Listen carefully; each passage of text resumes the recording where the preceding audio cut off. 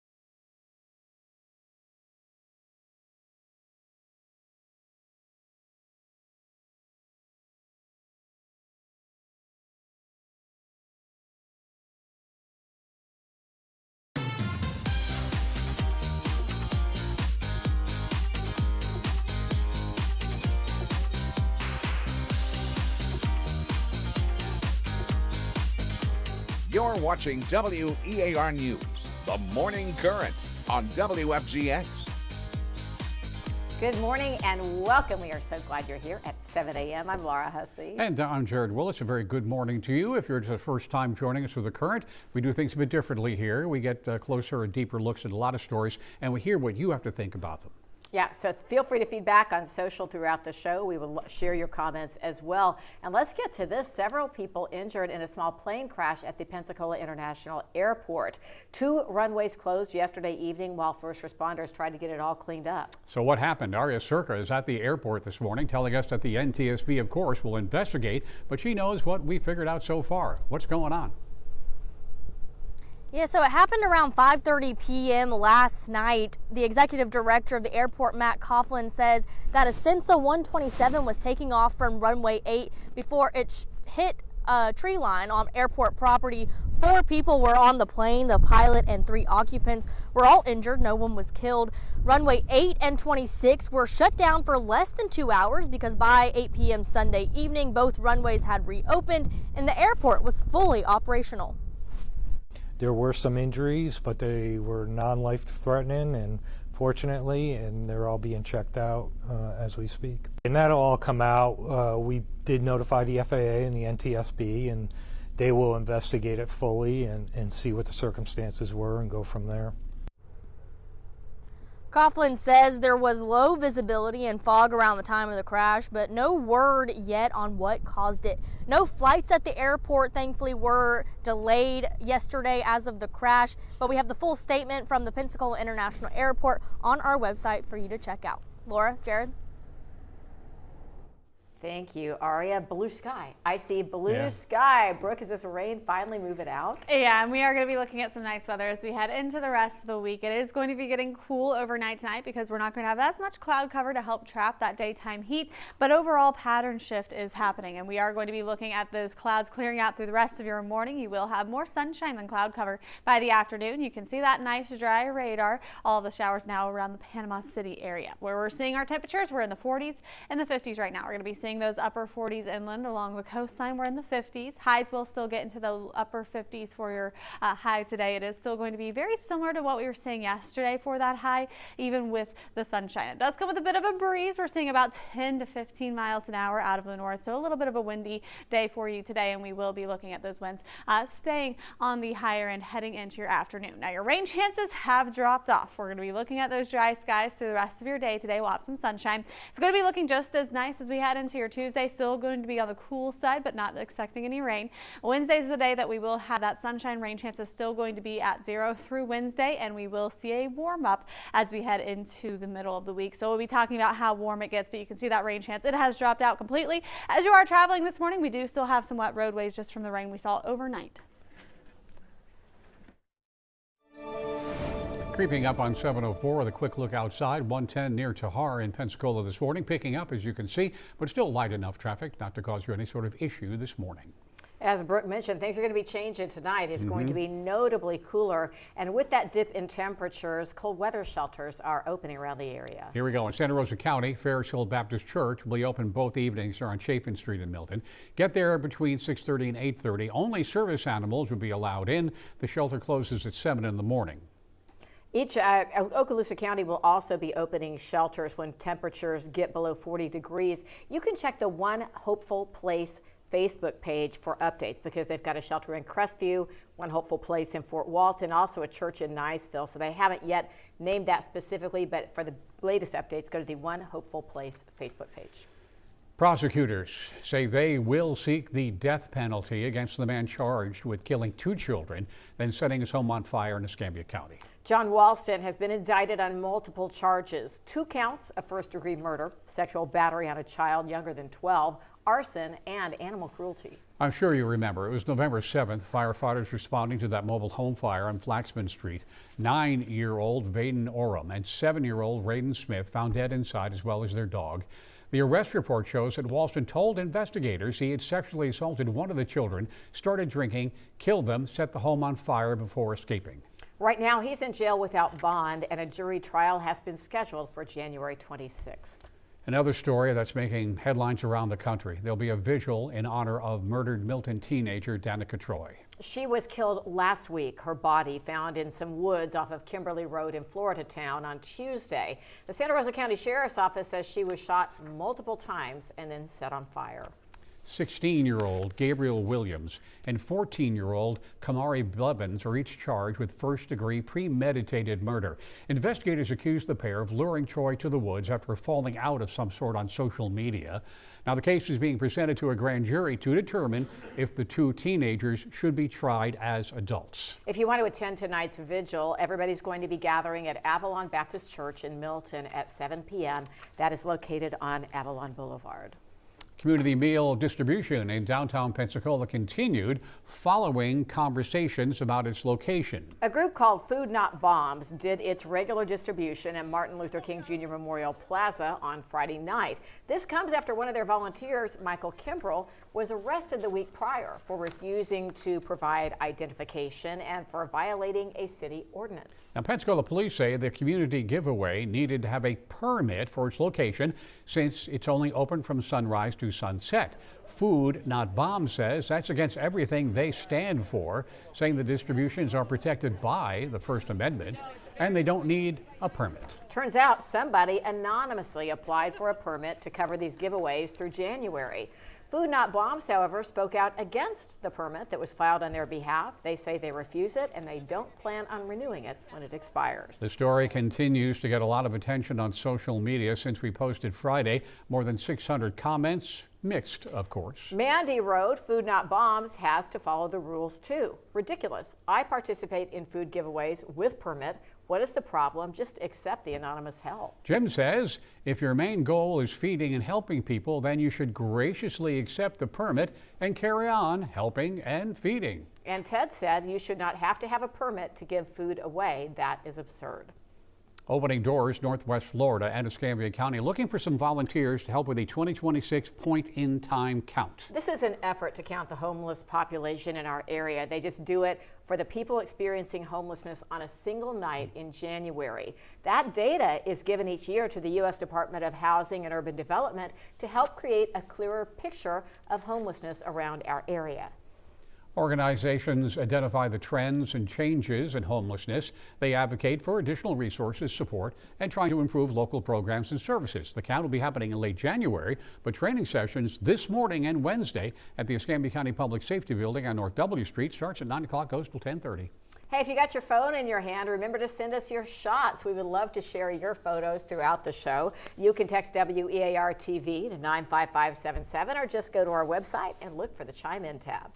On the way, Southwest Airlines off the hook for $11 million in penalties over a holiday travel meltdown. What they did to make the government say, okay, don't pay.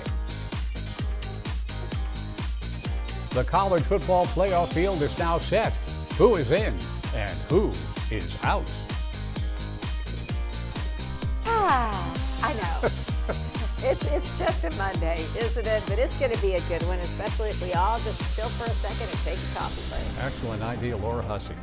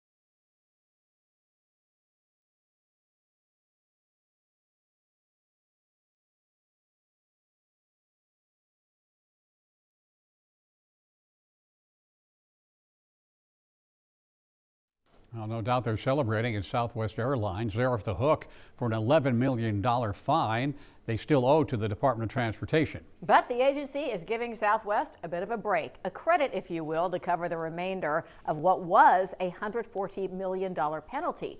It was all tied to Southwest's operational meltdown during the holiday travel season of 2022. It ended with nearly 17,000 canceled flights and more than 2 million stranded passengers. So what's going on? Well, the Department of Transportation says they're issuing the credit, $11 million, because Southwest significantly improved its on-time performance and apparently invested about $100 million into operation systems. A federal judge is now blocking the Justice Department from using certain evidence as it considers seeking a new indictment against former FBI Director James Comey. The judge issued the ruling Saturday night preventing prosecutors from accessing or sharing computer files from one of Comey's close associates. The judge said that data went beyond the scope of search warrants. Communication between the two is a big part of the case, charging Comey with lying to Congress, thrown out last month after a judge ruled that U.S. Attorney Lindsay Halligan was indeed unlawfully appointed.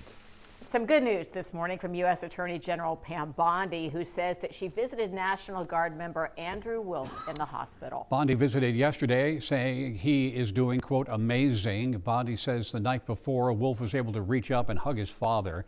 You remember, of course, the National Guard member recovering from a shooting attack near the White House. It happened the day before Thanksgiving, the same incident in which Guard member Sarah Beckstrom was shot and died from her injuries. But our prayers continue to be with Andrew.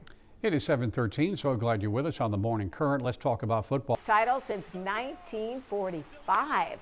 Ohio, Texas Tech, and Georgia will get first-round byes along with Indiana. Bit of a surprise. Alabama made it on the bracket following a loss in the SEC Championship Saturday against Georgia.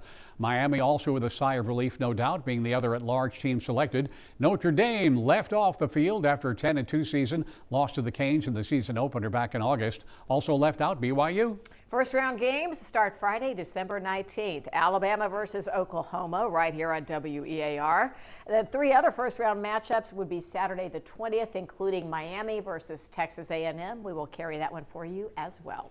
All right, attention race fans. Boy, the weather caused some problems for the Snowball Derby this weekend. Oh my gosh, that had to be so stressful for everybody. But the official Snowball Derby, the banner race, is going to happen today. Five Flags made the call about 6:30 last night to push the race back again because of weather. Race time 1 o'clock this afternoon. All the other races that were postponed to today will take place tomorrow. The big racing event delayed, a lot of rain, a lot of fog. Organizers hoping to get all the races done in the next 2 days. Updates available for you at WEARTV.com. But you think we got weather problems? We got nothing. Extreme weather across the country, particularly snow, making it tough for folks. This video shot in Iowa where the roads were just treacherous with up to 8 inches in some areas. In Chicago, they're digging out after another round of snow. The city got over 17 inches in the last couple of weeks. That's the most at this point in the season since 1978. Farther east, snow blanketing upstate New York. They had some snow there at the Bills game against the Bengals. Some called that a winter wonderland. I'd call it a slip and slide. At any rate, the temperatures during that game were in the low 30s. All right, how about this? In Buffalo, it feels like 6 degrees today. In Chicago, feels like 9 degrees. And maybe a big fat 0 in Minneapolis. In the Pacific Northwest, they're worrying about rain. An atmospheric river, they call it, set to bring some intense flooding with up to a foot of rain possible in some areas. So we'll be watching that.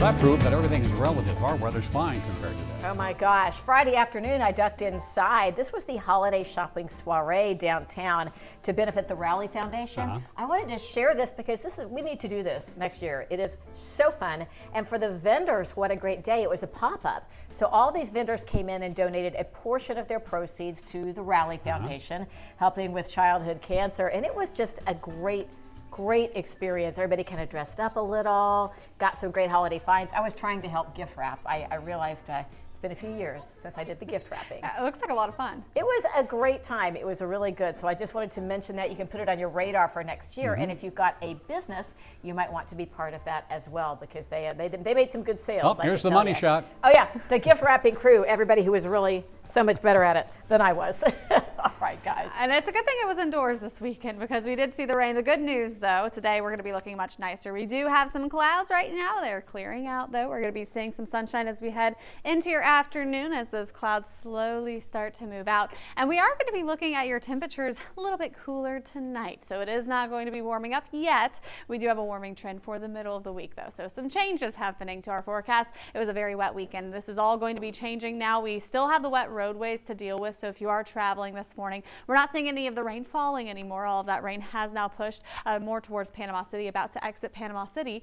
But we still have the wet roads just from the couple of days of rain that we've been dealing with. And we had some rain overnight as well. Now let's take a look at what we see through the rest of your day, because you can see as you get closer to about 12 to even 1 o'clock, it is going to be looking more sunny. We're going to be looking at the sunshine outside as we go through the day today. We'll have the clear skies overnight tonight. Now with the clear skies tonight, that's going to allow that daytime heat to escape. We're not going to have the clouds to really trap that heat. So that's why it's going to be colder tonight. And then as you head into Tuesday, still in the 50s with the sunshine. This all changes by Wednesday. We're still looking at some nice weather, still looking at the sunshine, but it's coming a little bit warmer. We're going to be starting to warm up by Wednesday morning. You'll notice it feels different. We'll be in the 40s. And then by Wednesday afternoon, we'll get into the 60s, and we'll have a couple of days in the 60s leading into the end of the week. Now you can see your temperatures, 40s and 50s right now. Look at your highs anywhere from 54 to about 59 degrees. That's not too different from what we were seeing yesterday, so it should feel similar. The only difference will be it's not going to be quite as cloudy. As you head into Tuesday, we're going to start the day off in the 30s with highs back in the upper 50s. Wednesday is when we have 66 degrees for that high. That's right at average for this time of year. And then you can see the mid to upper 60s through Friday before we see temperatures drop down. As we head into your weekend, Saturday, Sunday, it's going to be nice. We'll have a mostly sunny pattern around, but it will come with those cooler temperatures again. So we'll be back in the 50s as we head into the weekend. Let's talk about your coastal conditions now. 2 to 3 feet for the Gulf. Winds are out of the north at about 10 to 15 knots for today. Nice northerly flow for today. And we are looking at your yellow flags flying with a very good chance we will keep those yellow flags as we go throughout your day today. So we'll be watching that. Let's take a look at your week ahead. We do have your rain chance coming to an end now. It's going to be looking much drier as you head through your day today. 59 degrees for your high overnight tonight is when we will see that big cool down, around 38 as you wake up tomorrow morning. 57 for that high on Tuesday afternoon. It does come with the sunshine. Still just going to be on the cooler side before we warm up, and you'll see that noticing on Wednesday morning will be around 44 degrees, so it is going to be not quite as chilly on that Wednesday morning. It will still be cool, but not quite as cold, and then we'll be around 66 as we get into that high on Wednesday afternoon. So we are going to be warming up for the middle of the week. That warming trend does last for Thursday, Friday. You can see some small rain chances will start to build into the forecast at about 10 to 30%. It's going to be a very isolated rain chance, so not most of us won't see the rain. It's just going to be those isolated showers, still staying in those mid to upper 60s through Friday. And then as you head into the weekend, your temperatures drop again. We're going to go from the 60s into the 50s, and that does come with a small chance of rain, but still going to be looking nice. You'll have plenty of opportunities to get out and enjoy that weekend. You can see that rain chance still just very low, 10 to 20%. It is 20 after 7 o'clock, and this is your live shot of 110 near Brent Lane this morning. Traffic picking up there, but there are no issues. Coming up, guilty of burglary, guilty of public intoxication. But now you're a social media phenomenon. What's next? Oh, the drinks are next. The drinks inspired by this guy.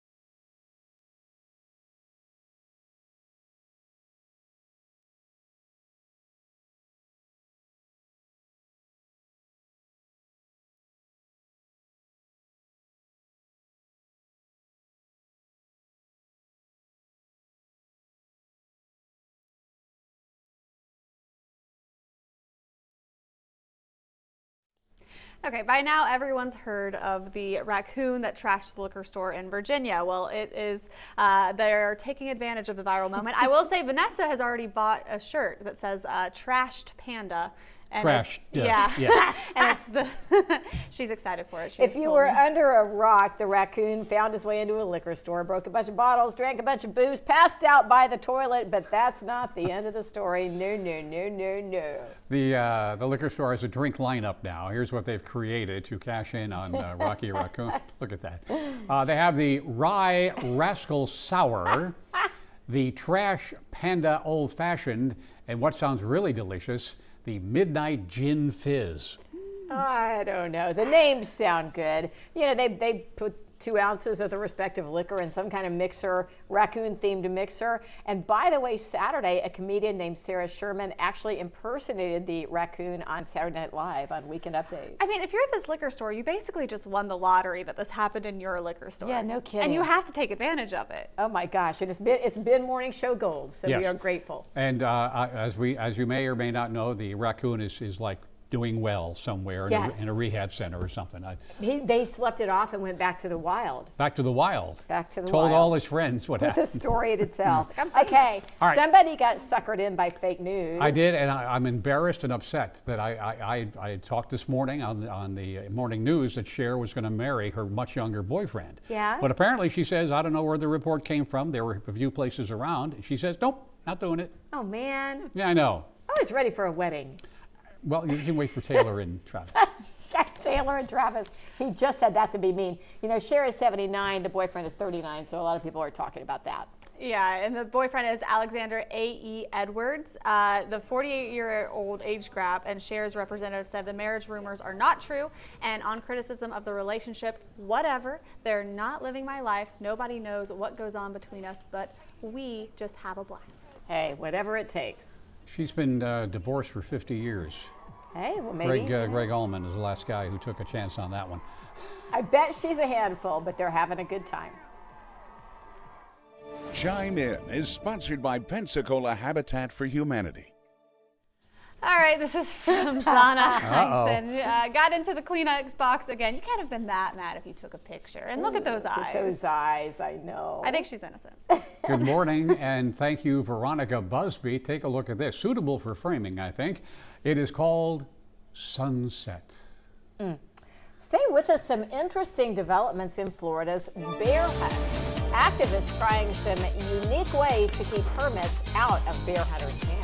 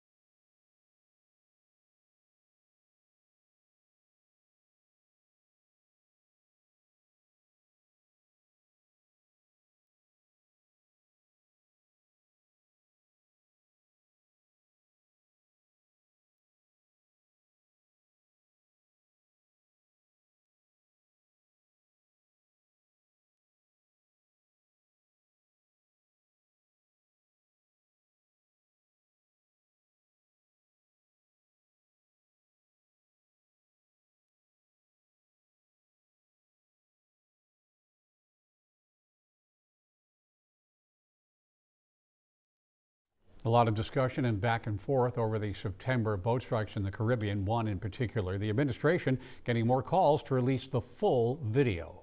The strike involved killed 11 people, including 2 who had initially survived. Congressman Jim Himes, who is the top Democrat on the House Intelligence Committee, has seen the footage. He says the attack could have violated international law. Some Republicans, meanwhile, are defending the attack. It looked at one point like they were trying to flip the boat back over, presumably to rescue its cargo and continue their mission. A source tells ABC News that after the initial strike, the video shows survivors clinging to the wreckage of the overturned boat, waving to something overhead. Last week, the president said he supports the release of the full video, so we will see what happens. The 2025 bear hunt season is now underway, but there are folks who are really still trying to make it not happen. The activists have tried hard. The hunt technically kicked off yesterday and is expected to last several weeks. Wildlife officials said it is needed to control the bear population. Bear advocacy groups protested, of course, even took the state to court to stop it.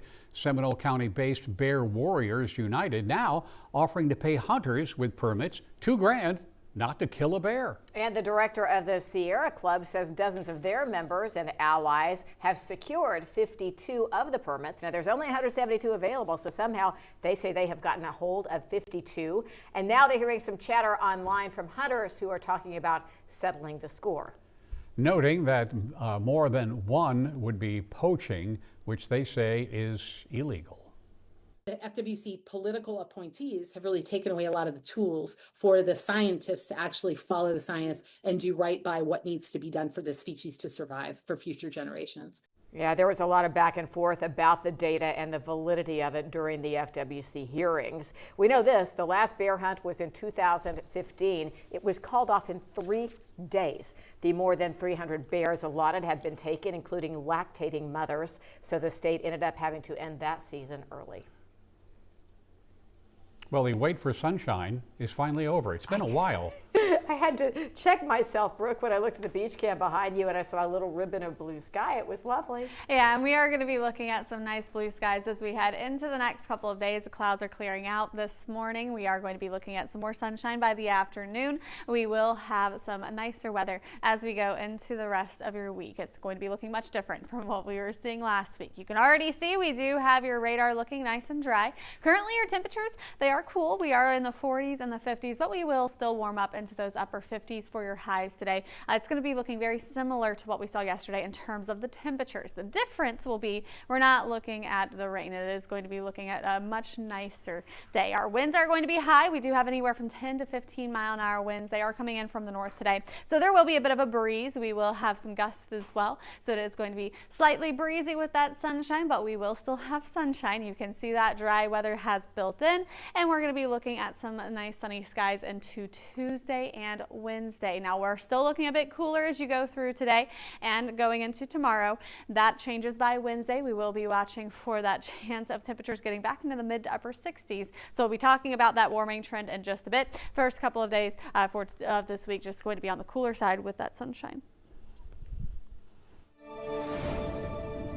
Check it out, your Monday morning drive. We are taking a live peek across the 3 Mile Bridge.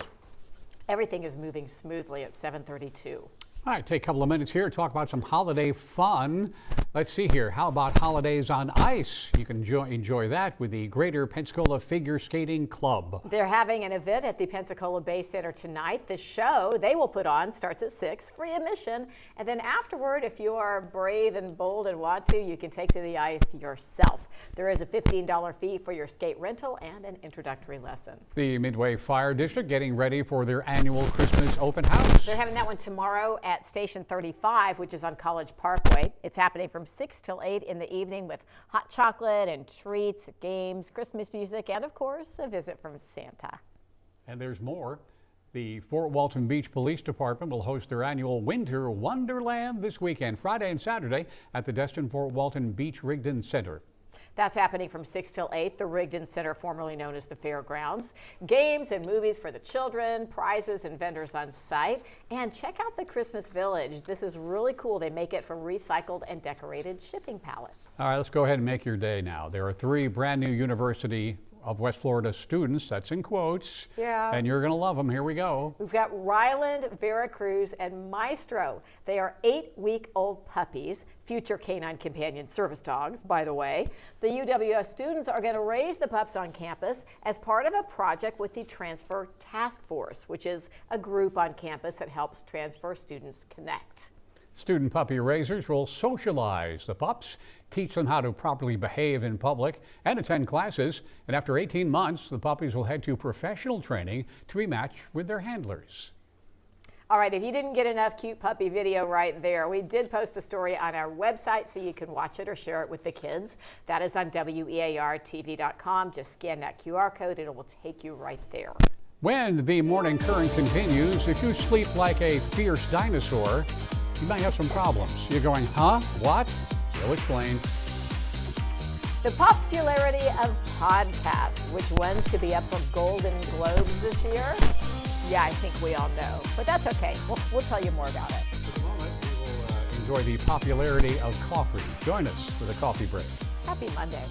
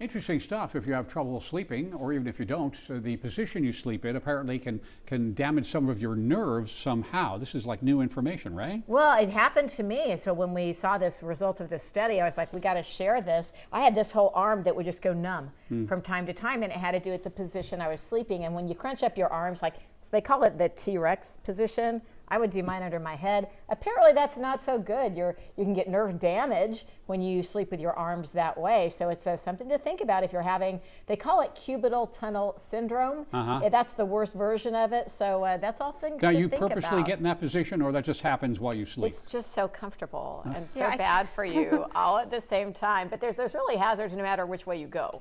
They say sleeping on your back, but that causes a problem too, right? Oh yeah, It's really lovely, Laura. Oh, come on. Say you haven't heard it. They say that the back sleeping, which is so much nicer for your spine, can then contribute to snoring and acid reflux. So And there's there's- that. So just don't sleep. Yeah, but yeah, And there's that. No. You can't sleep on your back. You can't sleep on your stomach. Where can you sleep? Yeah, on your side apparently. Now, the thing about the side sleeping is you can get yourself all out of alignment. So you want to put a pillow in between your legs so that you kind of even things out and you're not crunching. I think Brooke's right. Maybe we're not supposed to be sleeping at all. I'm going to sleep how I want to sleep. I'll deal with the consequences later. Vanessa, how do astronauts sleep? Vanessa's saying we should sleep. Oh, like astronauts are horses. Exactly. Sleep standing up. Well, all right. This is all fascinating information, and hopefully you will take this into account when you snuggle up with whomever tonight, so on and so forth. All right. We're going to move on to podcasting. They're very popular, and they're doing it in Golden Globes now. Yeah, apparently that's the stamp of legitimacy for podcasts. Is they're going to be honored for the first time in the Golden Globes. Yeah, there were 25 podcasts are eligible, and the category of the Golden Globes says this list showcases the power of podcasting to inform, entertain, and inspire audiences around the globe. Yeah, they're the first award show to really recognize podcasts. So they got a data partner in there to tell them which are the leading podcasts. So they went with all that. They went with the insights. This also included ABC News' 2020. I guess they're a podcast. That's a podcast as well. Armchair Expert with Dax Shepard. Call Her Daddy, which we hear so much about that one. The Joe Rogan Experience, of course, and Dateline as well, huh? I don't understand. Yeah, this is so interesting. So the podcast can be not just the single host format, but it could be a collection. Is it of just these the stories. audio from the show, or They do it. They do like a separate podcast. Separate podcast. So like Dateline has a podcast that they do. Oh. Anyway, we're listening to the tune of about 115 million a week. So that is approaching Super Bowl numbers. Podcasts, obviously, understatement, here to stay. We have many of these stories available for you easily to find on YouTube. Just take a look at WEAR on YouTube.com. See a lot of our national stories, local stories, even the Morning Minute, which we produce every morning to give you a quick view of the world in which we live. The Supreme Court considering the reach of President Trump's power today. Ahead, what he says he should be able to do.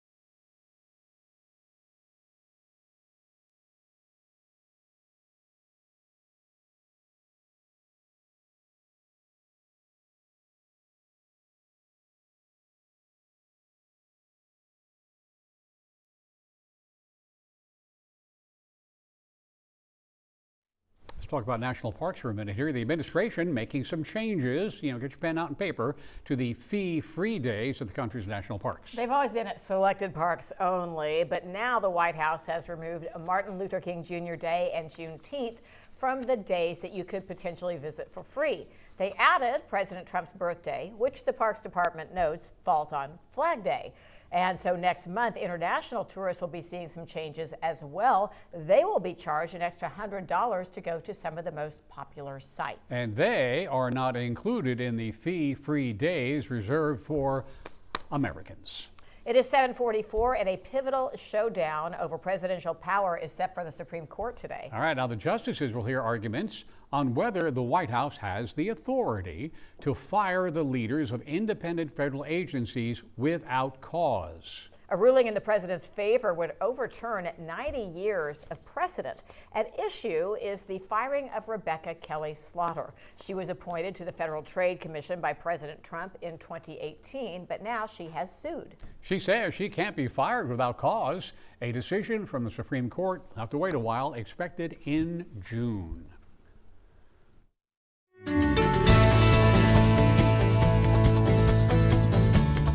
You'll want to watch this. This is great. I haven't seen it yet. I saw it early this morning, Kilauea. There's Volcano Cam, right? And the latest eruption kind of crept up on Volcano Cam and took it out. You would think they would make it volcano proof. I don't know if you can do that or not. The lava come down soft and hot. I guess.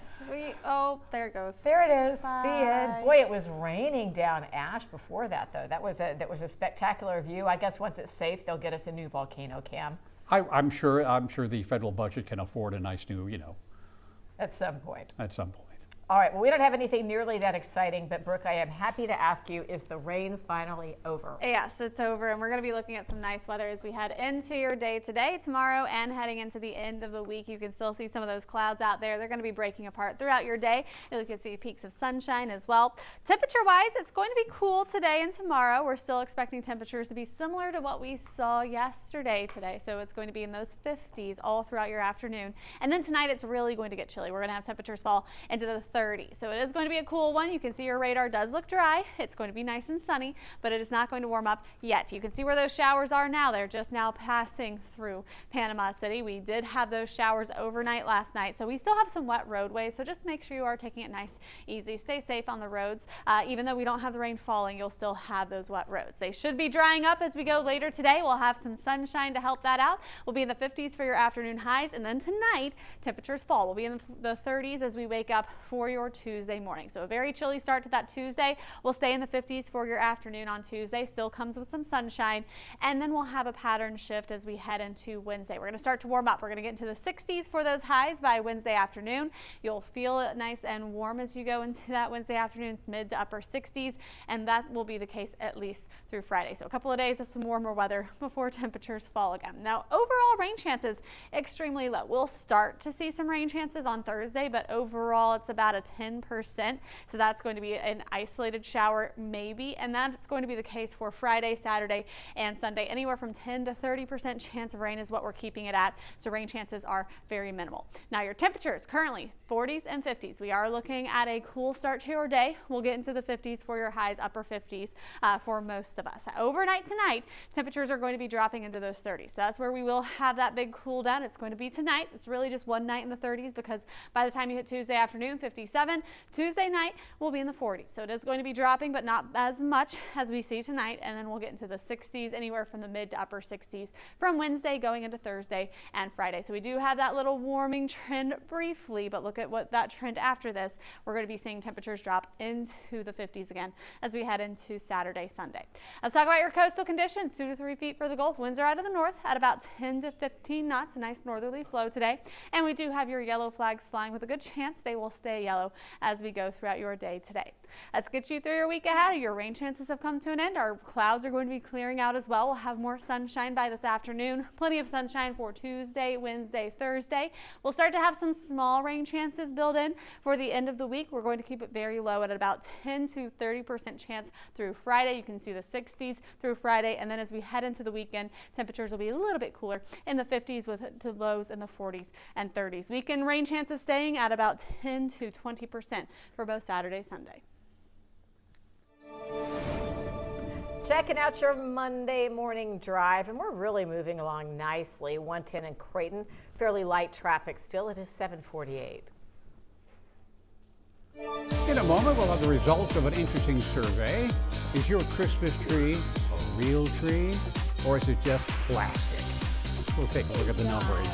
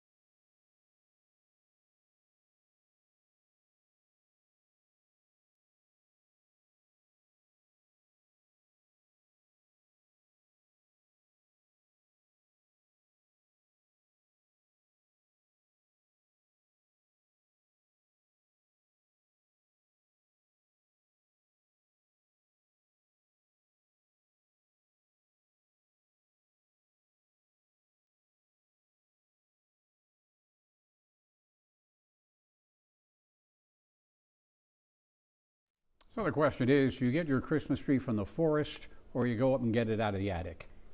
Well, attic. What about you? Yeah, it's you don't have to buy one every single year. You if don't you want to have buy a one big every single year. Yeah. So artificial. Yeah. Yeah. Now, if you get the real trees, we do want to mention you could probably get a better deal on them this year. We thought we would tell you that the Department of the Interior is now saying they are cutting the permit fee for harvesting Christmas trees down to just $1 a tree. So maybe it's a time to try it. They're opening up more public land if you want to cut down your own tree. Apparently, according to the Christmas Tree Association, who knew, right? 83% of households plan to use an artificial tree this year. Saves money. Okay, let's bring in AJ because, I know I have cats to deal with, which is on my Facebook page. You should look at the video of baby Snow in the Christmas tree. But you have kids to deal with, which is probably potentially even as destructive. Yes, this is going to be interesting for us because the twins are walking around. They can reach out the countertops. We have to be careful with everything. So I feel like our Christmas tree is going to be decorated from 2 feet up and nothing on the Good bottom. move. Maybe a baby gate around it too. Just Maybe some chicken wire. Yeah, some chicken wire might be nice. Right? That's what you need to do. I've insisted though on getting a real tree every year because that's what we did growing up. Tanner had an artificial tree when we got married, and I said, I'm so sorry, we're never going to use it. We're going to get a real tree. So we're going to get ours very soon. If you need a real tree, I just Googled it really quick because I always look this up to remind myself. You worry about your tree shedding, what's going to last the longest. Fraser fir is the one that you want to get. Okay. You're going to have it up all month. There's also limitations, though. You obviously, people like to decorate for Christmas after Halloween sometimes, but you can't. I don't think you should have a dead tree in your house for 2 months. That might get crispy. It'd be a little dangerous. Yeah. Yes, it might get crispy. And when you're done with it at the end of the holiday, Tanner and I learned this. Don't burn the whole tree at once if you're going to burn it. It's very dry and it's very flammable and it gets very big. We've seen that a lot, yeah. Okay. Yeah. You guys know how to party at your house. Did anybody ever tell you that? Apparently so. It's chaos. Yeah. All right, AJ, thank you. Yeah, don't burn the whole thing at once. Noted. You know, half the fun of buying a real tree is to put it on the shaker. The shaker? The shaker. They shake all the loose things off of it. We wouldn't know because we don't buy real, like bugs. Like you got to shake out the bugs. Squirrels and bats and things like that. I bought one and I don't think it had a shaker. Oh, well, some people have shakers at the lot. Other people don't. All right, never mind. You learned a Sorry lot I said today. anything. All right, let's move on. All right. Chime In is sponsored by Pensacola Habitat for Humanity. This is from Donnie Cloud, Avalon Volunteer Fire Department. He says as long as he can remember, they've driven Santa Claus up and down the streets of the surrounding neighborhoods. He did throw out candy to the kids, and he says this year they even did it in the rain. Thanks for the memories. So thanks to the Avalon Volunteer Fire Department for spreading the seasonal cheer. Merry Christmas. Ooh. Oh, this is pretty. This is from Billy Crumpton Sr., and it's surf fishing. Isn't that pretty. a beautiful shot? Yeah, only in Florida. All right. Oh, again, they're playing us off, Flora. Okay, we're going to go look for Christmas tree shakers. You stick around.